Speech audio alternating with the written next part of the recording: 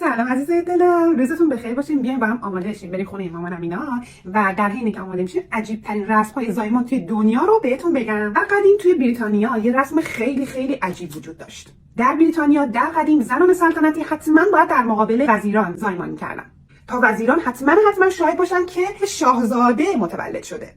از 500 سال پیش توی مهارش‌راه هند و توی اکثر روستاهای داخل هند می اومدن نوزادایی که تازه متولد شده بودن و از بالای معابد پرت می‌کردن پایین، چون بر این اعتقاد بودن که باعث تقویت هوششون و همینطور تقویت شهامتشون توی آینده میشه.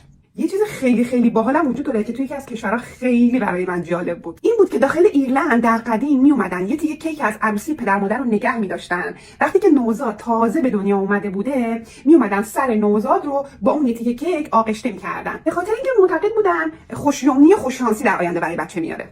این پارت اول عجیب ترین رسم های زایمان در جهان بود. قراره یه پارت دیگه هم براتون بذارم که اون خیلی جالبه. پس فردا منتظر باشید. اصلا نگران نباشید. بقیه آرش هم میام نشونتون میدم، ولی بقیه‌شو واسه پارت 2 نگه داشتم. پس صبر کنید ببینید پارت 2 چه خبره.